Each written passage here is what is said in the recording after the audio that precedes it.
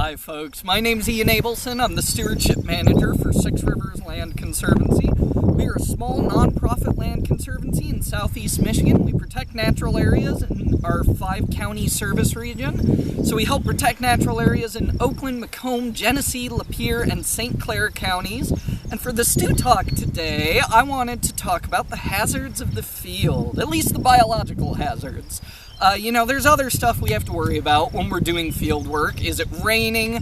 Is there old metal, old steel somewhere in the field that you could trip on or scratch yourself on? Where's the water? All that kind of stuff. But for today, I'm mostly going to focus on the plants and the animals that we want to pay a little more attention to when we're going off trail and doing field work. So first of all, we'll start with the most famous one, poison ivy. So, leaves of 3, let it be. That's sort of what everyone knows about poison ivy, and that's a good place to start, but we can kind of narrow it down a little more than that. Now, I will say poison ivy really varies regionally. So, if you go elsewhere in the state or elsewhere in the country, poison ivy may look different than the poison ivy you're familiar with in southeast Michigan. So it's always best to err on the side of caution a little bit. But in terms of poison ivy identification, one good guideline, a lot of the times in southeast Michigan, if you take your hands and you cross them at the wrists so that you have your thumbs pointing in the same direction, that is kind of representative of the outer leaves of poison ivy. They have a thumb on each side, and then if you put your hands one over the other, so that now your thumbs are on either side of your hands, that's the middle leaf of poison ivy. Now again, the prominence of those thumbs can vary a lot depending on the region, depending on the exact location and habitat, but it is a pretty good guideline. And then the other tricky thing about poison ivy is that it can kind of come in 2 forms that you can commonly see in this region. It can be a small plant, or it can be a vine. And that vine will be traveling up something like a tree and will typically be really, really hairy. So that's a good method for identification as well. Now, in addition to poison ivy, the other poisonous plant that we worry about a lot in sort of this region is poison sumac. Now, poison sumac is a little harder to identify. It typically comes as either a shrub or a small tree.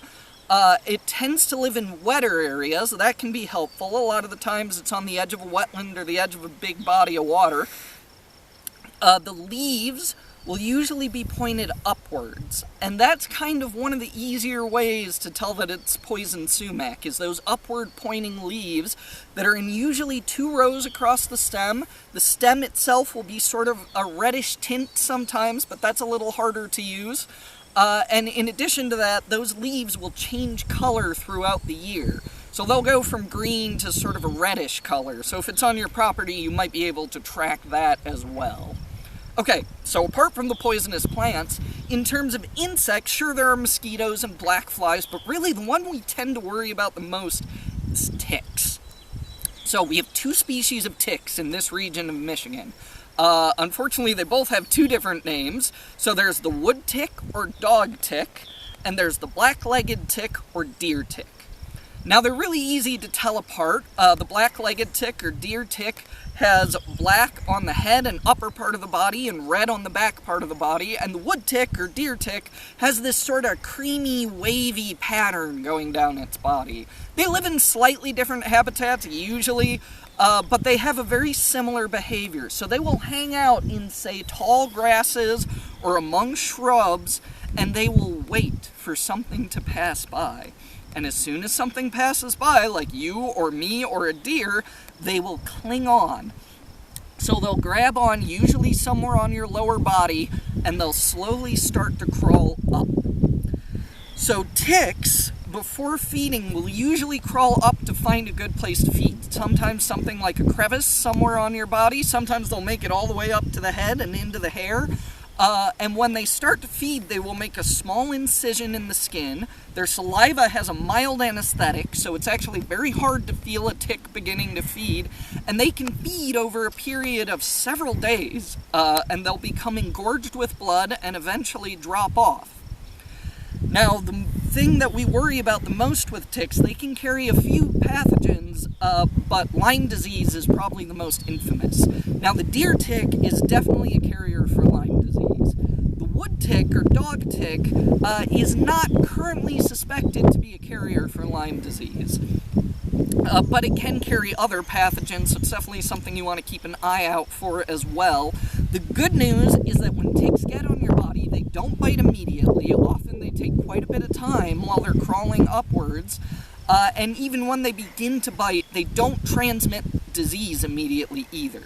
So if you keep an eye on yourself, and after being out in the field or off trail somewhere, you do really good checks over yourself, your children, your pets, often you can avoid sort of the worst effects of having ticks around. But once again, it's easiest if you don't get them on your body to begin with. So the easiest way to do that, wear long sleeves, wear long pants. Both of those are key if you're going to be off trail, and that helps a lot with the poisonous plants as well. One other thing that helps, I didn't mention chiggers, but they're another mild annoyance. So if you tuck your pants into your socks, you won't be making any high fashion statements, but it will help defend you against some of those insects. Now, the last thing that I want to mention briefly is people have asked before, well, okay, don't you worry about snakes in the field? And the answer is yes, somewhat, but not a ton. So we have one venomous snake in Michigan. It's the eastern Massasauga rattlesnake. It tends to be a very shy snake. They are not aggressive. Their venom, compared to many other snakes, is relatively mild. It's rarely serious or life-threatening so long as you seek proper medical attention.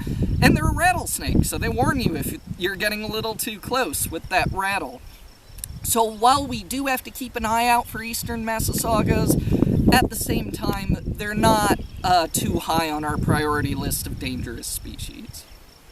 Alright, well that's basically what I've got for you today. So if you're interested in learning more about Six Rivers Land Conservancy, you can check us out on our website at sixriversrlc.org. And if you're interested in donating, you can find a link to donate and help support our mission of protecting natural habitat in southeast Michigan on that website as well. Thank you all for watching. Stay safe, stay healthy, have a great rest of your day.